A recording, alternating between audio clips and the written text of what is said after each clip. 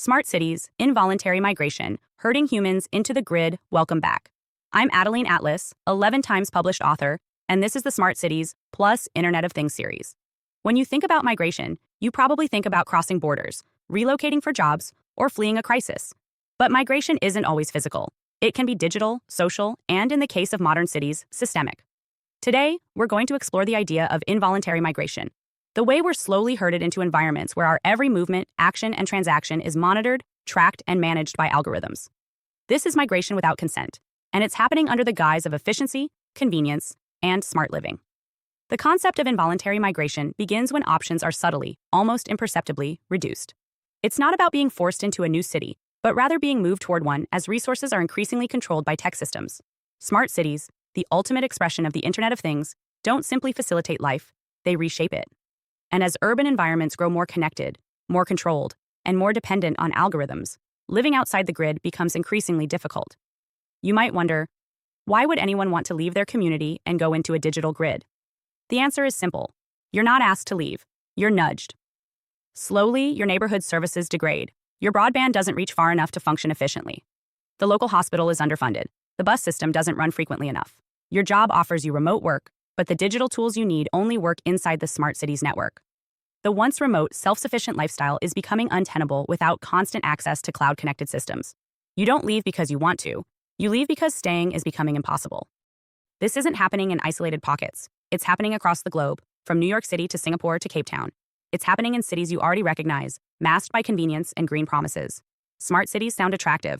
They promise greener environments, more walkable neighborhoods, lower emissions, and more efficient public services. But here's the real catch. They also promise complete control over every citizen's behavior, even if they don't realize it's happening. Let's break down how this works, beginning with the control mechanism. Smart cities are constructed on the backbone of networked infrastructure, which connects everything from energy grids to water systems, from traffic lights to street sensors. But at the core of this infrastructure lies data. And that data doesn't just track your behaviors, it analyzes and reacts to them. For example, IoT sensors embedded in the roads monitor traffic patterns, adjusting stoplights and vehicle flows to minimize congestion. But these same sensors can also measure the time you spend in specific areas, the frequency of your visits, your interactions with other people, and even your emotional state based on facial recognition software. This tracking doesn't just monitor your location, it shapes how you live. It changes the places you go, the times you can access them, and how you can move through the city. This data collection, which seems benign at first, is what drives involuntary migration. You're not physically forced to move, but as services, transportation, and access points become governed by algorithms, your options for living freely in a city shrink. Over time, you can't live without being connected to the system. And once you are, leaving is no longer an option. This isn't just about convenience. It's about subtle coercion. Cities are being built as smart systems that control who moves where, when, and why. The boundaries of what you're allowed to access, based on the profile that's been built around you, dictate your mobility. This can be controlled through something as seemingly harmless as your car's GPS or as invasive as your digital identity.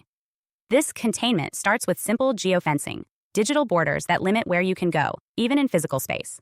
In a smart city, it's easy to see how geofencing can become more than a tool for public services.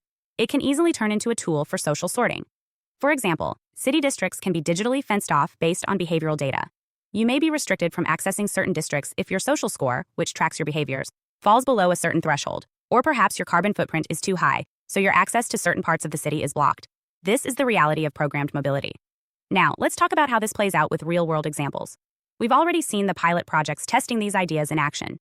For instance, during the pandemic, digital health passports were tested in many cities, allowing only those with verified health status to enter public spaces like malls, gyms, and office buildings. What seemed like a temporary measure has quietly morphed into a tool for access control, especially in areas where digital IDs and biometric verification are becoming commonplace. So now the infrastructure is in place for full-scale surveillance gating. But it doesn't stop with health. The systems being installed don't just track health or vaccination status. They track everything. Your social media activity, your spending habits, the places you frequent, the people you interact with. The moment your movement is limited by digital identity, you stop functioning in society unless you meet a certain compliance threshold. Your life becomes measured, ranked, and assessed by parameters set by algorithms you can't see and certainly can't influence. This idea of behavioral compliance is already happening in some of the most monitored cities on the planet. China's social credit system is a disturbing example of how governments use technology to digitally control citizens by rewarding or punishing them based on social and economic behaviors. And while the idea of a social credit system has been met with pushback, it's a pilot test for what's already being deployed, albeit under different names and guises in Western cities. But here's the deeper concern. This is not just about forcing people into a controlled grid. It's about creating limited zones for people to move through, based on algorithms that analyze and score their social worth. If your profile score drops, you're locked out of the benefits, the spaces, the privileges. You're herded into zones where access is restricted, where your movement is pre-programmed, where your freedom is constantly monitored and adjusted by a digital system that controls what you can and cannot do. Let's take an example. Imagine that your car won't start unless you've had your daily check-in. Your carbon credits have been assessed for the day. If you've exceeded your allotted carbon footprint, your access to transportation is locked out until the system recalculates. You want to travel further than your assigned district? Too bad. The permission system won't allow it. Or perhaps you want to walk outside your designated area. The system knows your habits. It can see your walking history and patterns, and suddenly, you're flagged for behavior deemed non-compliant. Perhaps you've crossed into a zone of too much consumption. Perhaps you were flagged because of social media activity that goes against the city's designated narrative. Either way, your mobility is restricted by digital zones that control where you can go and how you get there. The risk is clear. When we stop questioning these borders, they stop being borders. They become systems of control. The goal is simple: control the grid, control the human. In a world governed by IoT, there are no arbitrary spaces. There are no free zones. There are only programmed spaces that reflect the grid's dictates, and you can either conform to those confines or face the consequences. This is voluntary migration, but not in the traditional sense.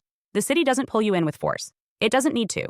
It simply pulls you in with infrastructure, convenience, efficiency, and the unspoken promise that if you play by the system's rules, life will be easier. If you conform, you get rewards. But what happens when the rewards stop? When the door won't open? When the app won't respond? When the grid calls you in for questioning? This is how the system works. And you're already inside it. Hi, I am Adeline Atlas, 11 times published author, and SOS, School of Soul has a brand new series, the AI and Future Technology series. Look, you know the world is changing. And no, it's not going back to normal. Normal is over, and what's coming next is beyond anything we were prepared for. The School of Soul, AI and Future Technology series includes 319 videos on 1. The Download Society, How Data Has Replaced Destiny. 2. Predictive Future. Your next moves aren't random, they're forecasted. 3.